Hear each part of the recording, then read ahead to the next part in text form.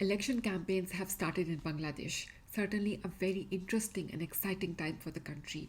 BNP started their political rally in the city of Sylhet. A lot of people showed up and showed their support for BNP. Then Jamaat Islami and the Students' Political Party, National Citizens Party, they were seen sharing stage in a big political rally in Dhaka.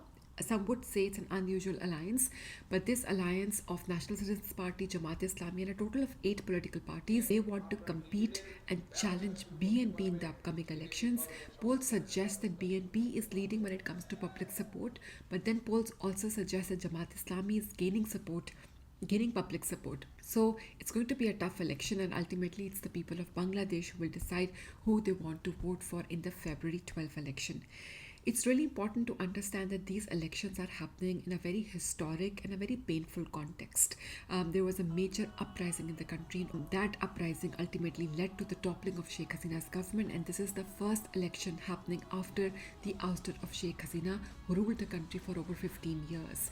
I remember I was here in Berlin in summer of 2024, and we were getting this initial footage of Bangladeshi student protests who were protesting the government job quotas. And the students, their argument was, and at that time Bangladesh was going through an economic crunch, and their argument was that after decades the government was still giving these very sought after government job quotas to families and relatives of the fighters of who helped in the 1971 War of Independence.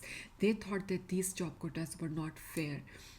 And the initial reaction at that time of the Sheikh Hasina government was not very sympathetic. There were reports that the student wing of the Awami League, they attacked student protesters.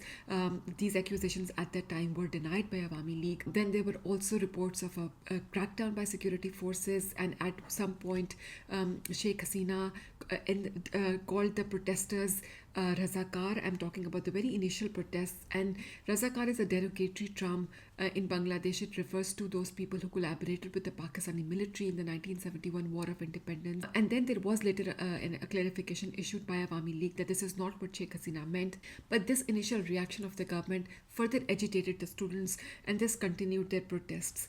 And I remember that these protests were happening in waves. There was a time when some of the student protests were arrested, were detained, and then the student protesters, they accused that they were tortured during the detention. And at some point it felt that the protests have died down.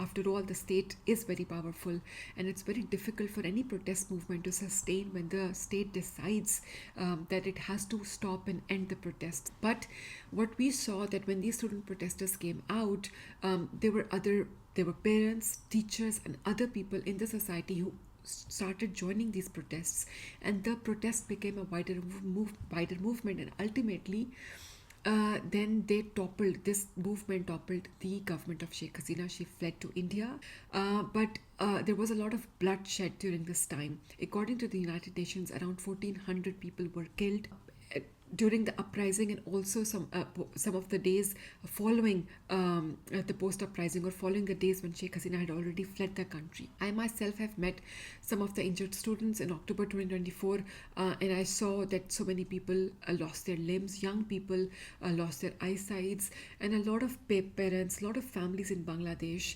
are still grieving the loss of their kids, a loss of young people who lost their lives during the uprising.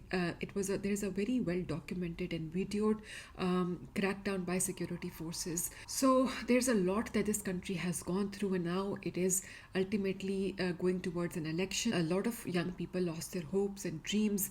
They lost their lives, and there's a huge responsibility on the political parties to not forget what happened in the country. There are many traditional parties still. Awami League is out of the picture. The interim government has banned activities of the Awami League till the trials against Sheikh Hasina and the Awami League leaders are completed.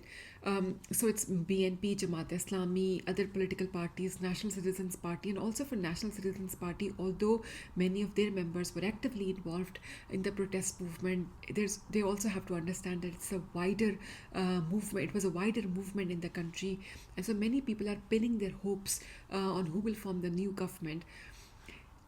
It is also interesting and very fascinating that Bangladesh is a very young country. 46 million people are between the age of 15 and 29, and all of them have seen what happened in the country. That this student-led movement, many of them were part of this movement.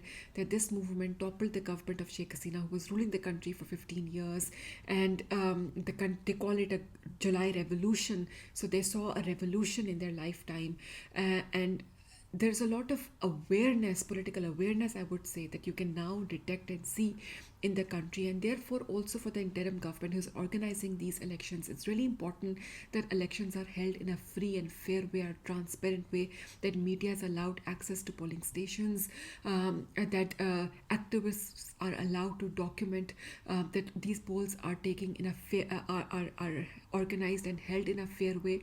And also, when the new government is formed, it's important for the political parties, or whichever whoever forms the new government. It's really important that those hopes, dreams, and aspirations of the people that led to the uprising that eventually toppled the government of Sheikh Hasina, those hopes, dreams are recognized, are acknowledged. And I do feel very hopeful, because I think there's a lot of awareness in the country of the political rights of the people. So there will be some sort of check on the new government, and the new government also have to give this space to the people in Bangladesh, that they can criticize openly on social media, in public spaces. Ultimately, the government job is to take care of the people of the country. They have duties and responsibility towards the people of Bangladesh. At some point, whichever the new government is, that they also have to find a way to incorporate, to bring back the supporters of our Awami League also into the political landscape. Even though they are accused of human rights violations, they still exist in the country. The Awami League does have a support base in Bangladesh, so it also has to be incorporated in a way.